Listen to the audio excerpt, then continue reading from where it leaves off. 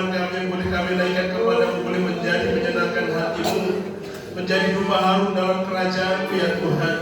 Berikan kepada kami hati-hati yang sukacita untuk memuji dan mengagungkan nama-Mu ya Tuhan. Kuasa setan roh jahat yang datang yang bukan daripada Engkau, yang berusaha merusak daripada suasana yang pada kami di tempat ini, kami bersatu hati memanggil nama-Mu ya Tuhan. Di dalam nama Tuhan Yesus Kristus, kiranya kuasa Tuhan saja yang menaungi kami di tempat ini, supaya sebenarnya kami di tempat ini ya Tuhan boleh bersuka cita untuk memuji dan mengagungkan nama-Mu ya Tuhan. Terima kasih Bapak, terima kasih. Kami siap memuji dan kami mengagungkan nama-Mu ya Tuhan. Di dalam nama Tuhan Yesus Kristus, di dalam nama Tuhan Yesus kami berdoa dan mengucap syukur. Bersama-sama kita mengatakan amin. Dengan salam yang jaga teman-teman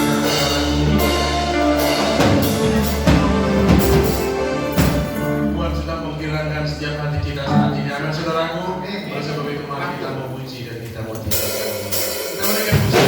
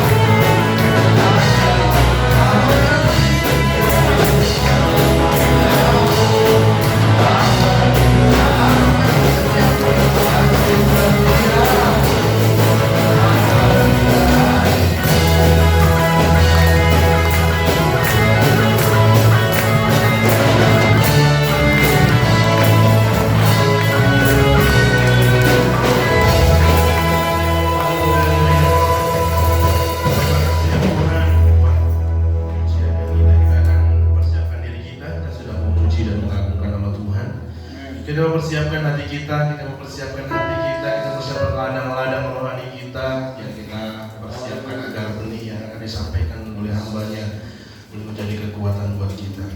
Terima kasih ya Tuhan ya Tuhan. Terima kasih ya Yesus karena Engkau memberikan kepadamu. Buat pujian juga memberikan kepadamu ya Tuhan. Engkaulah kekuatan kami ya Tuhan.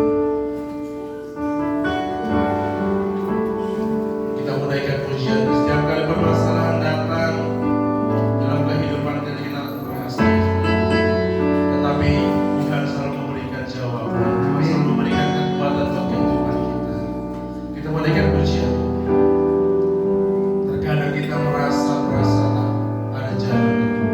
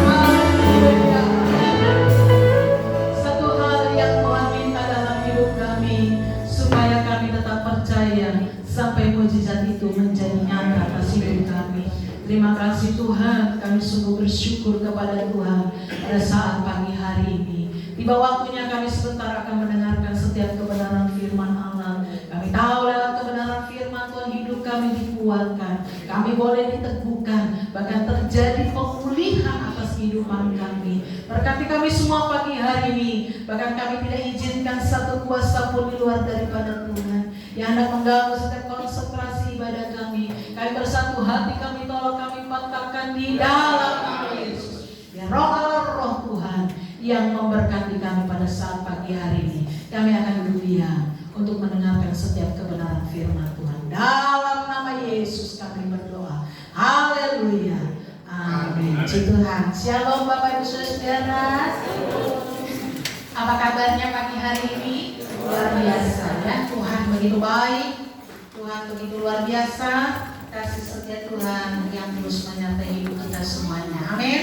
Haleluya. Saya melihat sekarang udah bulan Oktober ya, sudah ramai.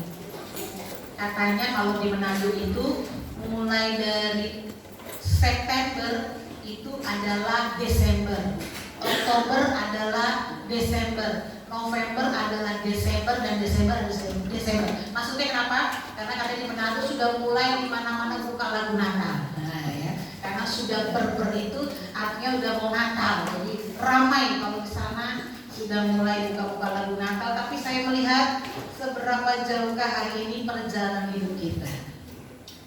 Kita sudah di bulan Oktober, bulan 10, dan saya bertanya kepada kita sekalian, sudah seberapa jauhkah kita melakukan sebuah perjalanan kehidupan ya.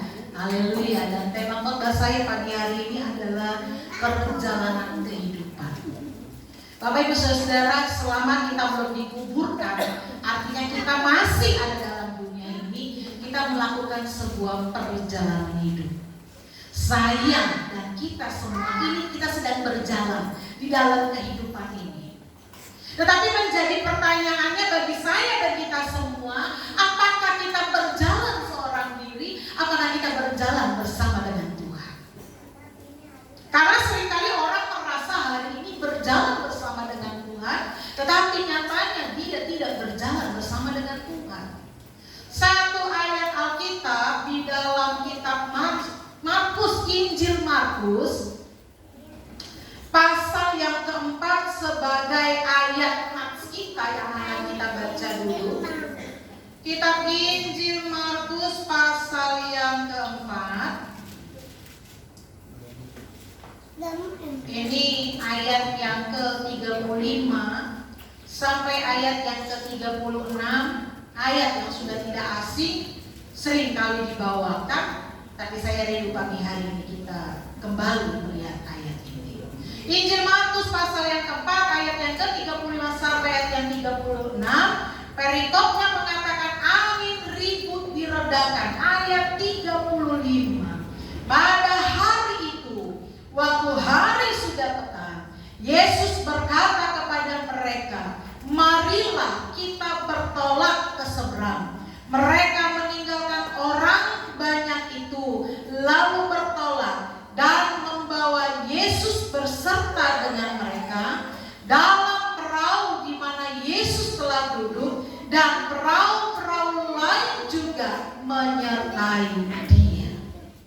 Tapi dalam ayat yang ke-37, 38, 39, 44, 1 terjadi sebuah masalah Bapak Ibu Saudara. Tapi saya ingin mengambil ayat 35. Dikatakan di sana bahwa Yesus itu mengajak mereka untuk bertolak ke seberang. Untuk bertolak ke seberang. Tadi saya sudah katakan bahwa perjalanan hidup kita ini seringkali kita jalani bersama Tuhan atau tidak. Kalau dalam ayat yang ke-35 Alkitab berkata Yesus itu mengajak para murid, bahkan kepada mereka Yesus berkata, ayo mari kita bertolak ke seberang. Artinya dalam perjalanan yang mereka tempuh itu ada Yesus. Yesus yang ngajak, Yesus yang mengajak mereka. Tapi tahukah Bapak Ibu Saudara, perikop mengatakan bahwa angin ribut itu diredakan. Ada dua yang dialami oleh anak Tuhan, seorang hamba Tuhan yang tercatat di dalam Alkitab. Di dalam kitab Yunus, Bapak Ibu Saudara, ada Yunus pasal yang pertama itu dikatakan Yunus mengingkari panggilan Tuhan. Tapi saya mau katakan di sana, dalam perjalanan kehidupan Yunus suruh dia kemana, ke kota apa? Niniwe. Tapi pada waktu itu dalam perjalanan kehidupan yang Yunus alami, ketika Tuhan berbicara kepada Yunus untuk pergi ke kota Niniwe, yang Yunus alami adalah dia menolak itu semua. Dia nggak ke sana. Dia pergi ke Tarsis, Bapak Ibu Saudara. Dan tahukah Bapak Ibu Saudara, Alkitab katakan di sana waktu dia sudah menuju ke kota Tarsis, Alkitab katakan dia bayar loh. Dia bayar pakai uangnya. Dia bayar. Dan saya melihat kota Tarsis itu ternyata adalah satu kota di mana perdagangan logam.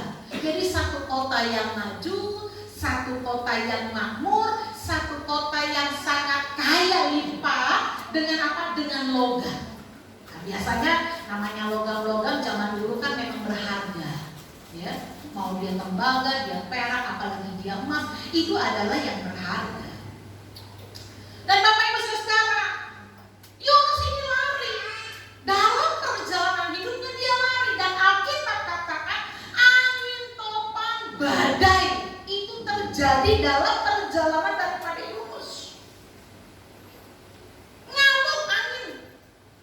Sama dalam kitab Injil Markus, di mana di sana dikatakan angin ribut diredakan, ada Yesus pun di sana, terjadi juga angin badai. Terjadi.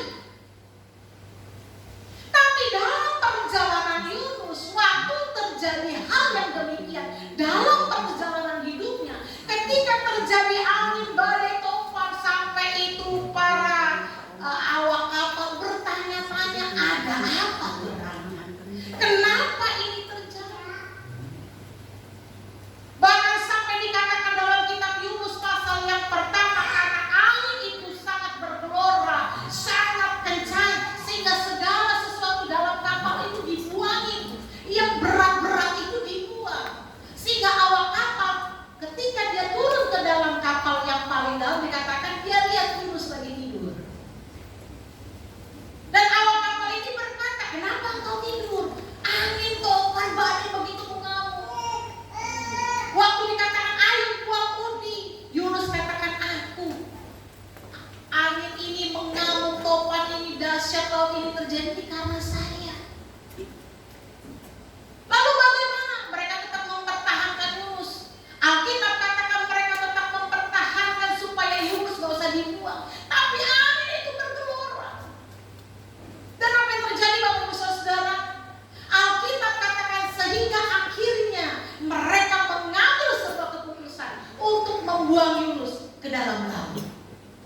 Dan Alkitab katakan apa? Seketika itu juga angin menjadi tenang. Tidak hanya sampai di sana. Waktu Yunus dibuang ke dalam laut, Alkitab katakan apa? Ada ikan yang besar, bukan ikan hiu ya, bukan ikan paus, tapi ikan yang besar. Dan Alkitab katakan Yunus harus masuk dalam perut ikan. Bapak Ibu Saudara, kenapa saya membawa perumpamaannya dengan Nabi Yunus? Mungkin hari ini Tuhan gak suruh kita pergi ke kota Niniwe. Saya gak disuruh pergi ke kota Niniwe. Bapak Ibu Saudara tidak disuruh pergi ke kota Niniwe. Tapi Tuhan suruh Yunus untuk pergi ke kota Niniwe untuk melakukan kebenaran firman Allah di sana. Hari ini kita tidak pergi ke kota Niniwe, tapi ingat baik-baik, ada satu perintah yang Tuhan suruh untuk kita lakukan, tapi kita tidak lakukan. Perjalanan orang percaya itu, sebelum saya doa puasa, itu saya waktu membaca kitab Markus ini, saya ayat 35 saya bertanya-tanya kepada Tuhan. Tuhan kok yang ngajak bertolak ke belakang? Kok Tuhan izinkan ada angin yang besar?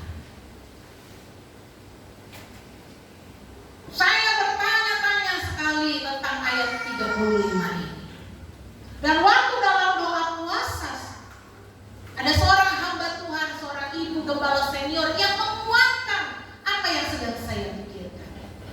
Bapak Ibu Saudara, hari ini kita gak disuruh Tuhan ke kota Niniwe, tapi Tuhan suruh kita untuk lakukan kebenaran firman Allah.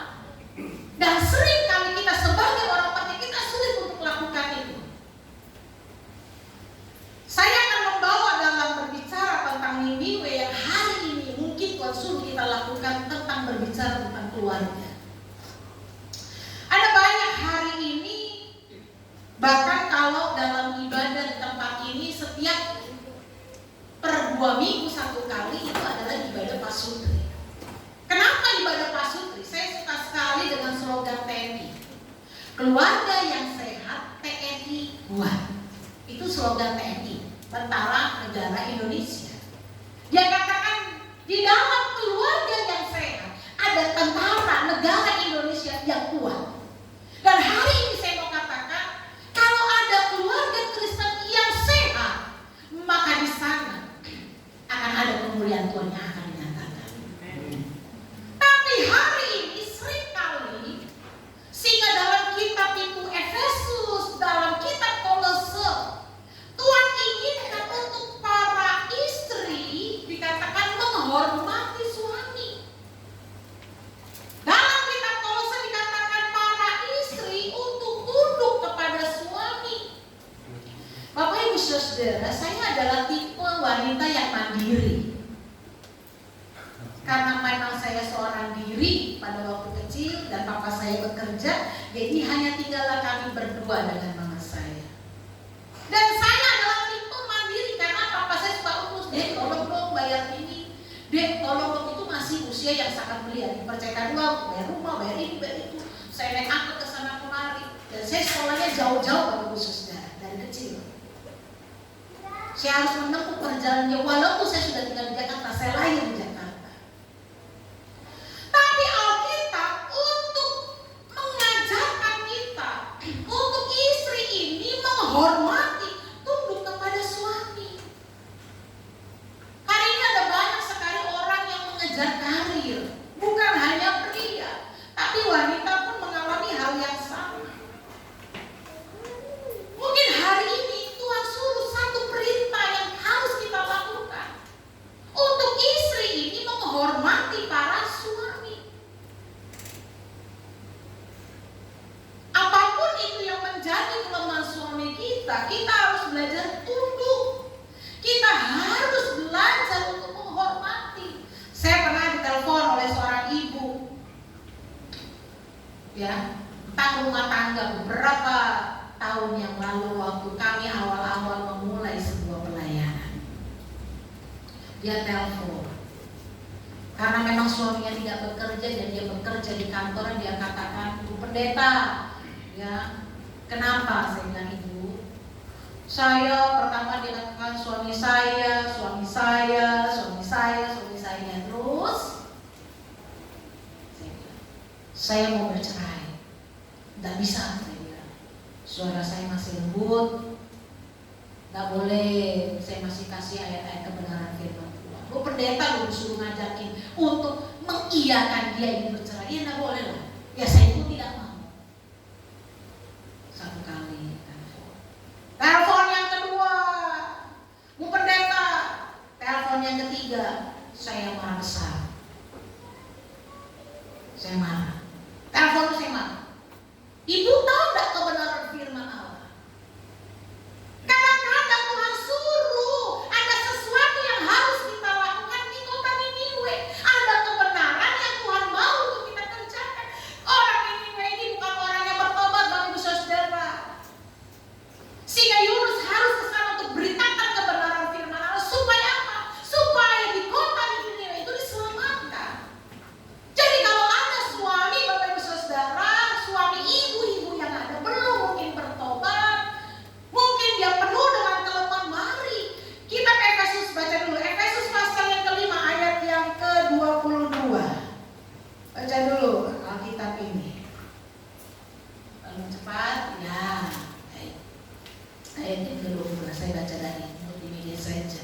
Dikatakan demikian, "Hai istri, tunduklah kepada suamimu seperti kepada Tuhan." Tunduk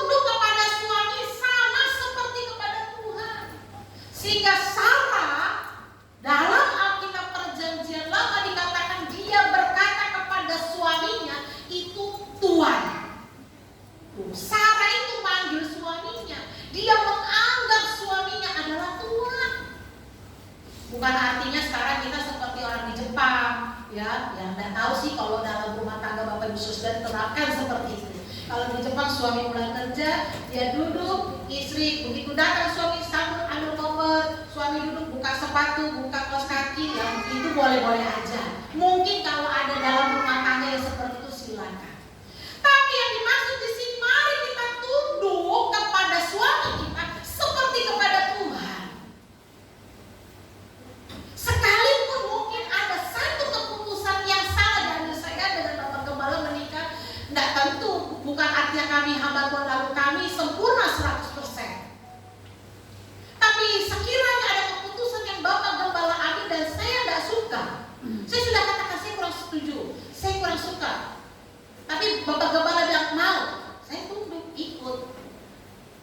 Walaupun saya tahu ada resiko yang harus saya ambil, tapi saya belajar untuk tunduk kepada suami seperti Alkitab katakan kepada Tuhan.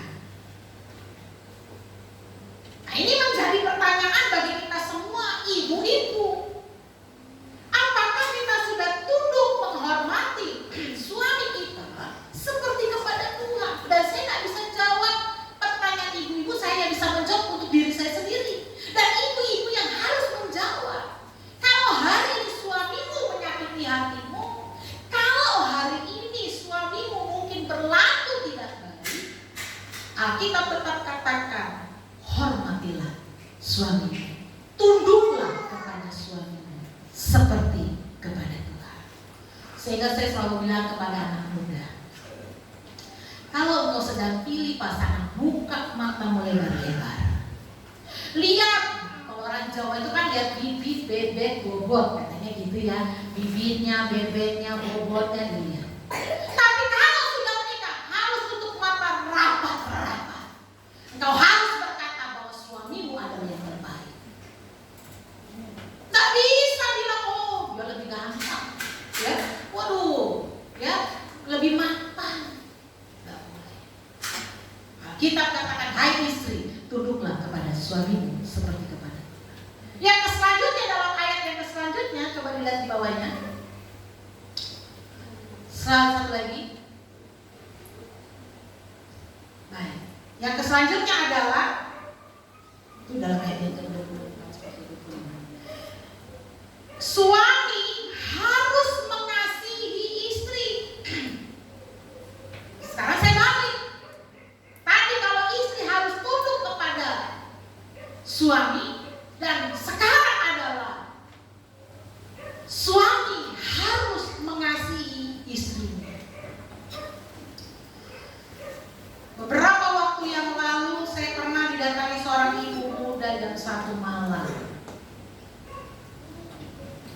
Dia berduduk di depan pintu rumah pastori dan anjing menggonggong terus. Dan Bapak Gembala keluar.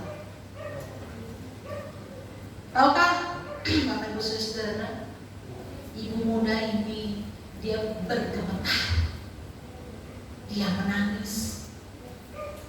Lalu Bapak Gembala panggil saya. Saya tanya, ada apa ibu?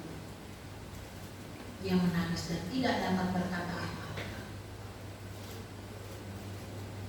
Tapi apakah Bapak Ibu tahu hari-hari ini terjadi hal yang demikian? Bukan saja kepada orang yang tidak percaya, tapi terjadi juga dalam rumah tangga orang-orang percaya, di mana suami-suami tidak mengasihi lagi istrinya.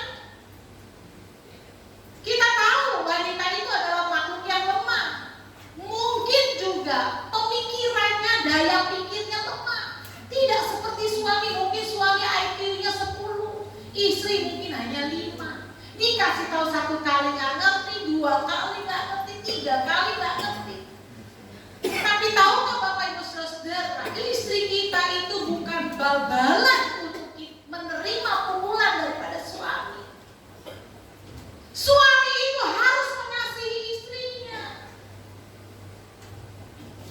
Saya kemarin di Posyandu ada seorang ibu yang bercerita, ini bukan anak Tuhan Bapak Ibu Saudara. Dan dia bercerita kepada saya karena kemarin ada pemeriksaan, ada dokter, jadi saya hadir untuk cuma kasih tenaga tensi saja.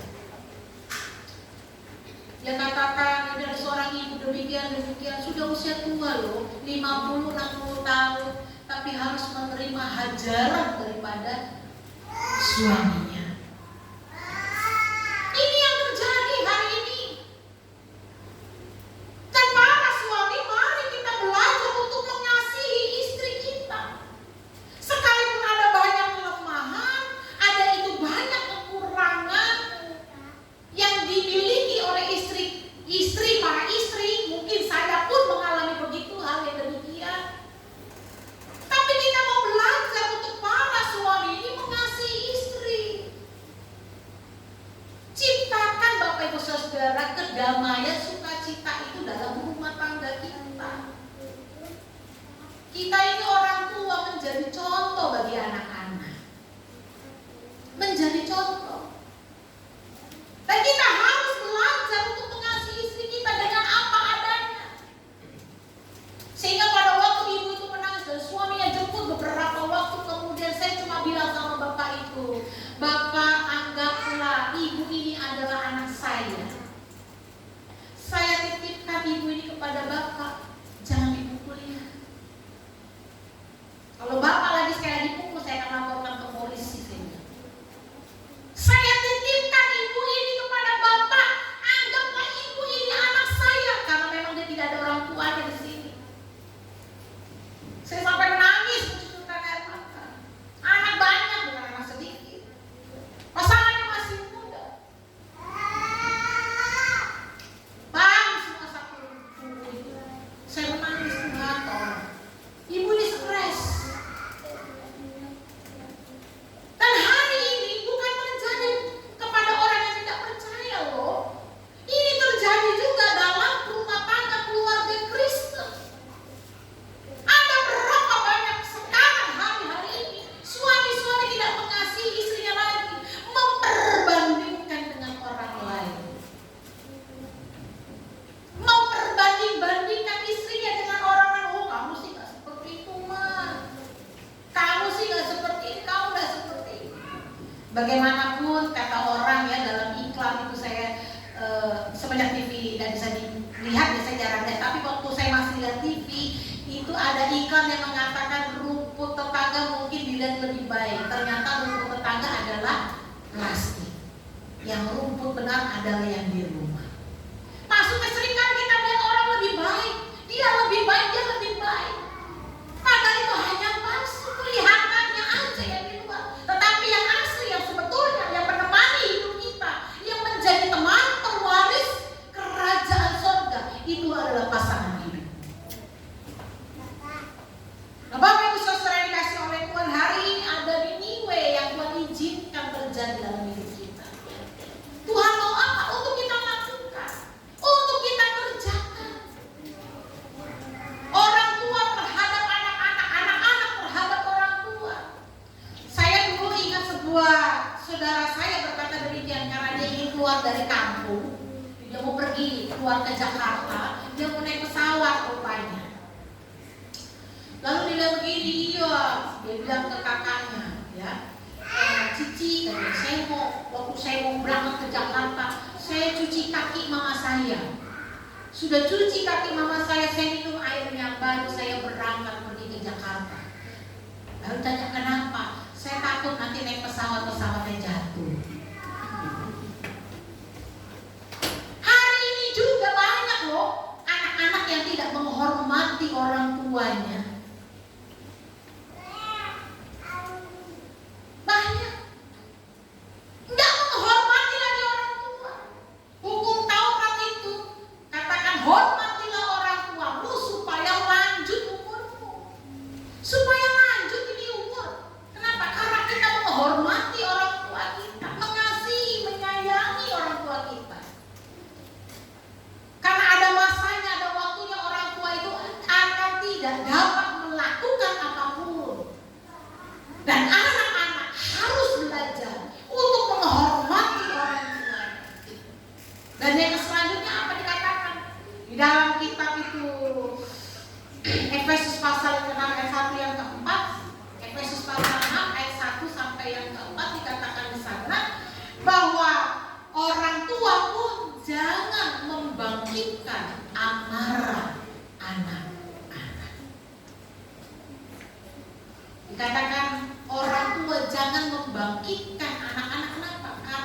seringkali orang tua tidak menjadi berkat.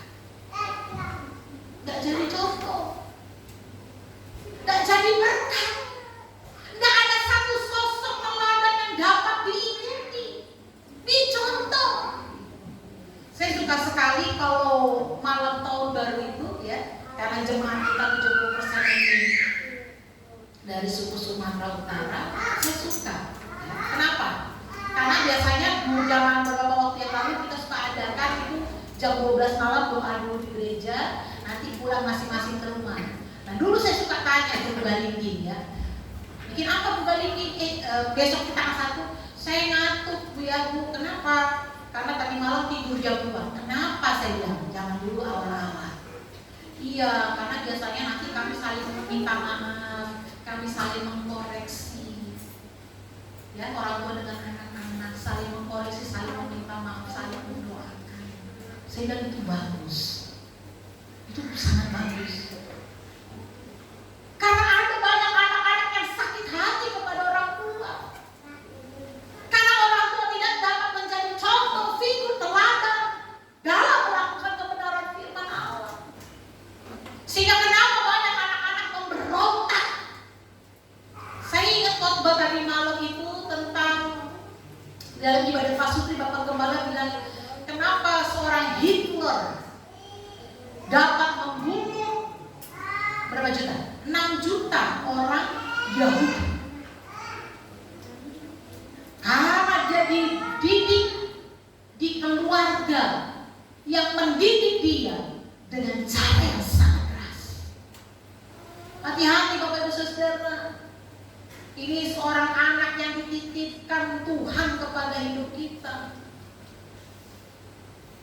Kalau kita salah dalam mendidik menjadi sebuah contoh teladan, karena rumah tangga keluarga suami dan istri ada contoh teladan.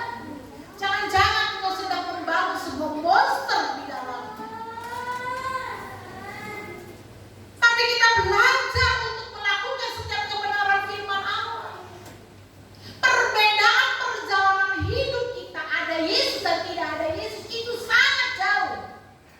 Saya ambil contoh Yunus, Bapak Ibu Saudara. Waktu Yunus masuk dalam perut ikan yang besar, Alkitab katakan apa? Dia kembali sadar, dia berdoa minta ampun, dan dia mengucap syukur. Dan Alkitab katakan dalam Yunus pasal yang ketiga, coba lihat dulu, Yunus pasal yang kedua, dikatakan demikian. Yunus pasal yang kedua, di dalam doa ucapan syukur Yunus di perut ikan dikatakan demikian. Ketika jiwaku letih lesu di dalam aku, teringatlah aku kepada Tuhan, dan sampailah doaku kepadamu ke dalam bait-Mu yang kudus. Mereka yang berpegang teguh pada berhala kesia-siaan, mereka lah yang meninggalkan Dia, yang mengasihi mereka dengan setia. Ayat yang ke-9. Tetapi aku dengan ucapan syukur akan mempersembahkan korban kepadamu, apa yang kunazarkan akan kubayar. Keselamatan adalah dari Tuhan. Ayat yang ke-10. Lalu berfirmanlah Tuhan kepada ikan itu, dan ikan itu pun memuntahkan Yunus ke dalam. Ayat yang ke-9. Yunus berkata kepada Tuhan, dia berdoa, dia meminta ampun. Ayat yang ke-9 dikatakan dia mempersembahkan korban syukur. Tapi yang selanjutnya dikatakan, apa yang kunazarkan akan kubayar. Artinya apa? Dia akan lakukan kebenaran firman Allah. Apa yang kunazarkan akan kubayar. Apa yang Tuhan suruh akan aku lakukan. Dan Alkitab katakan keselamatan adalah dari Tuhan. Ayat yang ke-10. Dan ikan itu memuntahkan Yunus. Tuhan berfirman kepada ikan itu. Bapak Ibu Saudara dikasih oleh Tuhan pagi hari ini. Saya suka sekali dengan apapun yang kita alami, kita bersyukur. Betul, itu harus. Apapun yang terjadi dalam hidup kita, kita harus bersyukur, betul. Tapi ingat baik-baik.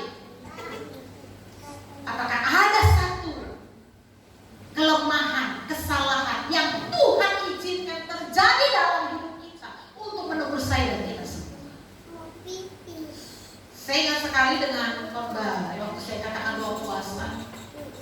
Dan jangan seringkali kita dirongrong oleh suami, kita dirongrong oleh istri, kita dirongrong oleh anak-anak. Dalam kitab Markus itu ada Tuhan mengizinkan terjadi angin ribut yang besar, angin badai yang besar. Tapi karena ada Tuhan di dalamnya, Tuhan katakan Tuhan mengatasi masalah itu. Artinya apa Bapak Ibu Saudara? Masalah persoalan dapat terjadi.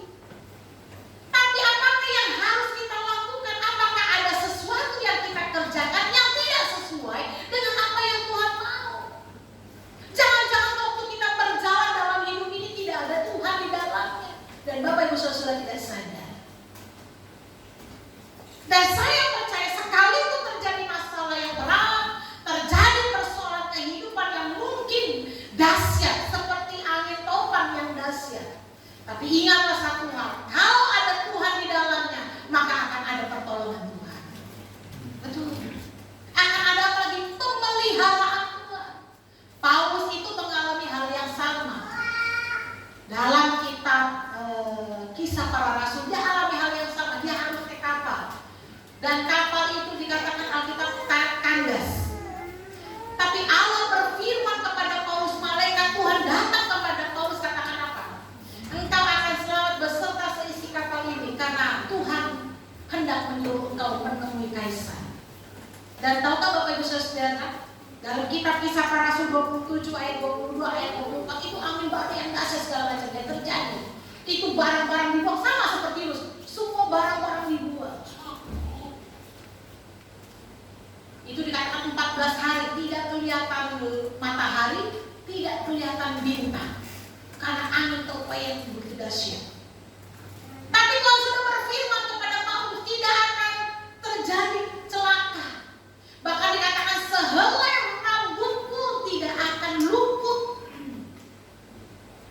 Artinya apa Bapak Ibu Saudara? Kalau memang Tuhan izinkan kita masuk dalam prosesnya Tuhan dan ada Tuhan di sana, saya yakin dan percaya ada pertolongan Tuhan dan ada pemeliharaan Tuhan. Tapi jika tidak ada Tuhan di sana, jangan sampai kita harus masuk ke dalam laut dan masuk dalam perut ikan. Firman Tuhan itu menjadi teguran saya dan kita semua pagi hari ini. Jujur, saya tertegur dengan kebenaran firman Allah. Hari ini mungkin kita sedang berjalan. Kita menjalani kehidupan ini, banyak tantangan, banyak persoalan. Sepertinya angin topan. Kita tidak lihat ada matahari.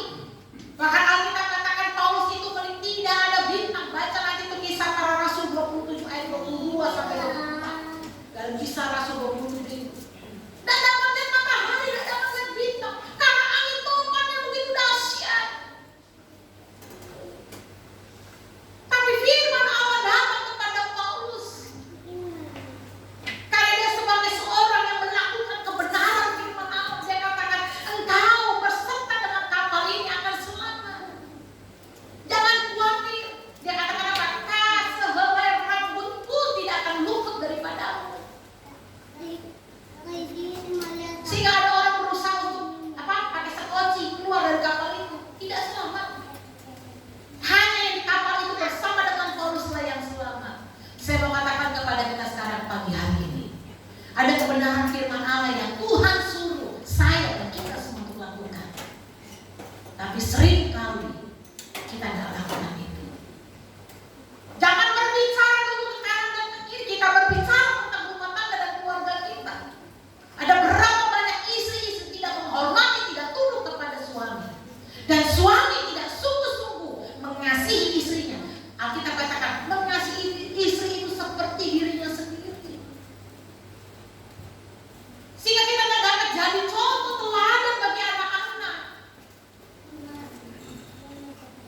Dan anak-anak tidak menghormati orang tua. Tapi ingat baik-baik, sekalipun ya banyak kesalahan mungkin yang diperbuat oleh orang tua yang sudah dilakukan, tapi kita sebagai anak punya tugas yang utama untuk menghormati orang tua.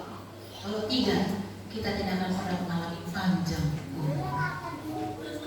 Alkitab katakan hormatilah orang tuamu supaya panjang umur. Menjadi kerinduan saya dan kita semua. kita diberkati oleh Tuhan. Terjadi masalah, terjadi persoalan, saya percaya kalau kita lakukan kebenaran firman Allah, ada pertolongan Tuhan yang akan Tuhan kerjakan. Terjadi masalah, terjadi persoalan, Alkitab katakan Tuhan akan pelihara. Sehelai rambut pun tidak akan pernah luput. Mungkin Bapak Ibu Saudara ingin review ya, kita coba lihat dulu satu ayat sebelum saya undang pemain musik untuk maju ke depan. Kisah Para Rasul 27.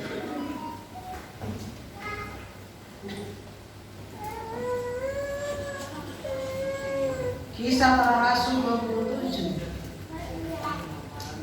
ayat yang ke-34. Karena itu aku menasehati kamu supaya kamu makan dahulu. Hal itu perlu untuk keselamatanmu. Tidak seorang pun di antara kamu akan kehilangan sehelai pun dari rambut kepala. Lihat, pemeliharaan Tuhan yang ajaib dan luar biasa. Hari ini banyak masalah Bapak Ibu Saudara. Hari ini banyak persoalan, banyak tantangan kehidupan. Tapi saya dan kita semua belajar untuk tetap melakukan kebenaran firman Tuhan. Saya undang pemain musik untuk maju ke depan. Saya rindu mendengar sebuah pujian. Ku rasakan kasih-Mu Tuhan, ku rasakan kasih-Mu Tuhan. Haleluya.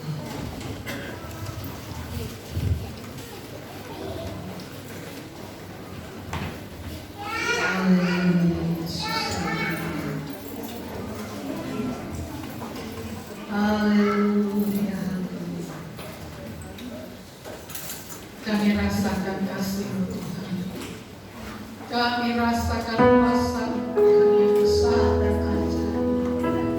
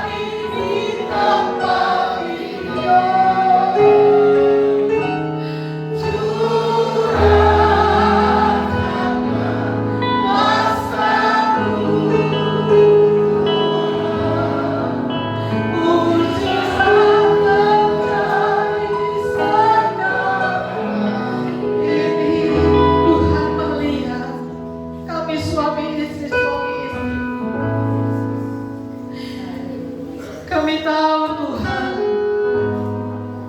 dalam perjalanan kehidupan kami, seringkali kami lalai untuk melakukan kebenaran firman Allah. Pagi hari ini Tuhan, sama seperti Yunus, apa yang kunasarkan akan kubayar. Apa yang menjadi kebenaran firman Allah akan kami lakukan. Kami belajar untuk tunduk. Kami belajar untuk menghormati suami kami.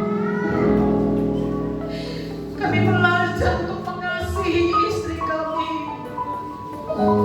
Dan anak-anak belajar untuk menghormati orang tua. Sekalipun ada banyak tantangan, ada banyak persoalan yang silih berganti dalam rumah tangga dan keluarga kami, tapi kami percaya ketika ada kebenaran firman Allah, maka pertolongan Tuhan akan dinyatakan, maka pemeliharaan Tuhan akan terjadi atas hidup kami. Kami sungguh bersyukur karena Tuhan begitu baik. Terima kasih Tuhan, terima kasih. Hati kami yang terluka, kami mungkin yang mengalami kekecewaan, mungkin ada di antara segala jemaat Tuhan membawa beban yang begitu berat, tantangan kehidupan. Mereka yang kecewa, mereka yang sakit hati. Pagi hari ini Tuhan jawab dalam nama Yesus. Pulihkan hidup kami. Mungkin ada yang hari ini mengalami kesulitan ekonomi. Mereka ini berhadapan dengan kelemahan-kelemahan Tuhan, tolong kami. Kami percaya ketika ada Tuhan dalam hidup kami, maka akan terjadi pertolongan dan pemeliharaan Yesus. Berkati kami yang duduk di atas, kami yang duduk di bawah, kami yang ada di depan, kami yang ada di belakang. Kami percaya pagi hari ini Tuhan melawat dan Tuhan menolong kami pribadi lepas pribadi. Berkati suami istri, berkati rumah tangga, berkati anak-anak. Dan kami percaya kuasa Tuhan yang bekerja atas hidup kami. Pulihkanlah kehidupan kami semua. Terima kasih Tuhan. Di dalam nama Tuhan Yesus, kami datang dan bersyukur kepada Tuhan. Haleluya. Amin.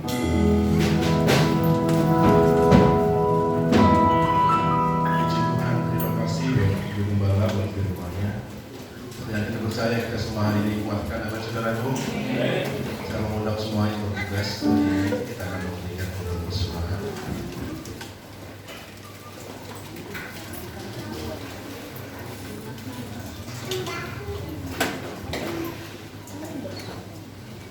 Mari bersatu dalam doa. Terima kasih ya Tuhan buat semua kebaikan yang sudah berlaku dalam kehidupan kami. Hari ini ya Tuhan, kami siap memberikan sebagian daripada apa yang kami punya yang sudah memberikan kepada kami ya Tuhan. Oleh sebab itu Kau menyucikan setiap pemberian kami sehingga menjadi ya Tuhan berkat buat gereja-gereja punya Tuhan di tempat ini. Terima kasih Bapak, terima kasih yang akan memberikan dengan rasa ucapan syukur di dalam Tuhan Yesus kami berdoa. Haleluya.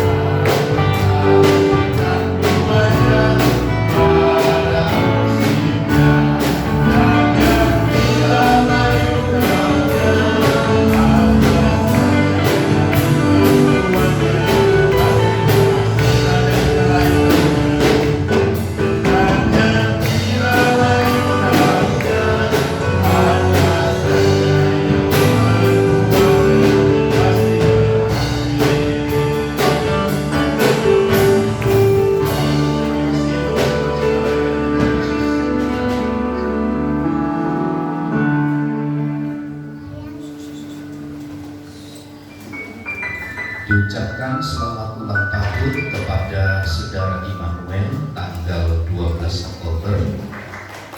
Selamat ulang tahun kepada Saudara Samuel Stephen Sitorus tanggal 13 Oktober.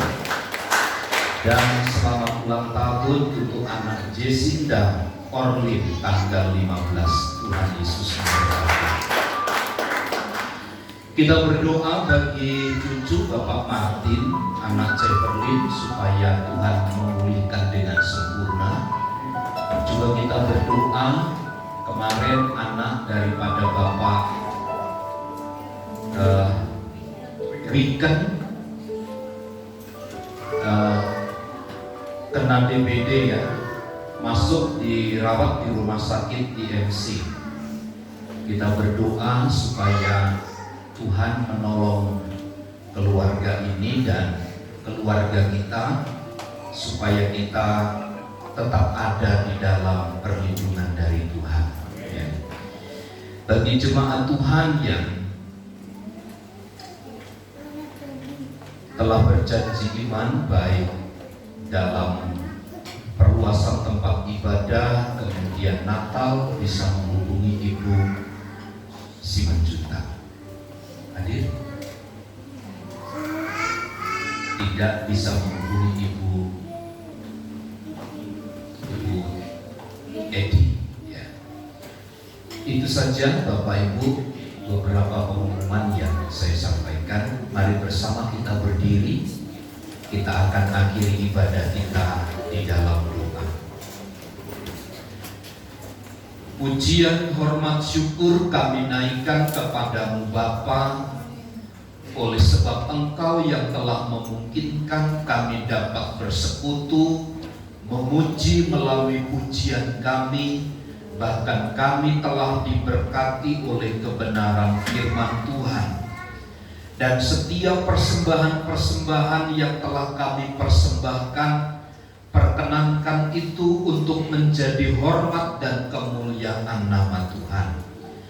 Hamba berdoa bagi seluruh jemaat Tuhan, Engkau yang menilik kedalaman hati mereka tentang apa yang mereka alami, tentang pergumulan hidup mereka, pengharapan dan doa-doa yang telah mereka naikkan kepada Tuhan.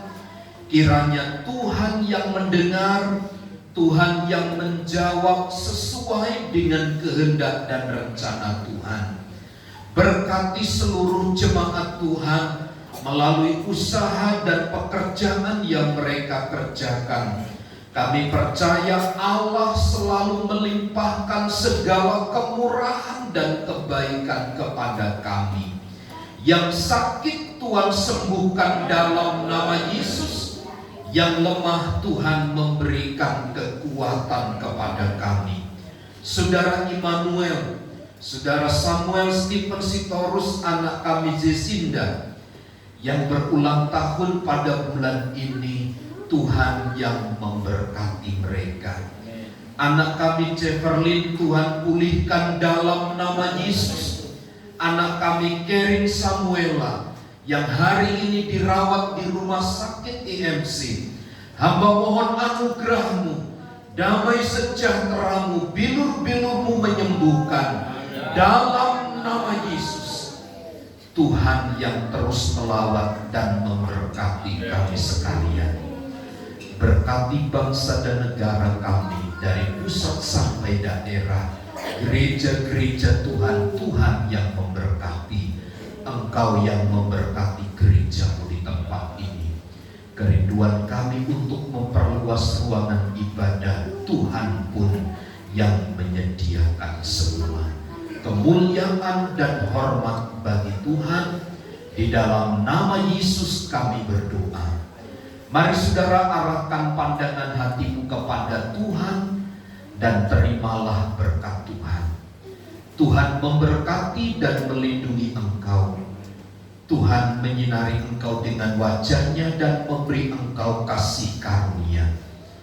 Tuhan menghadapkan wajah-Nya kepadamu dan memberi engkau damai sejahtera.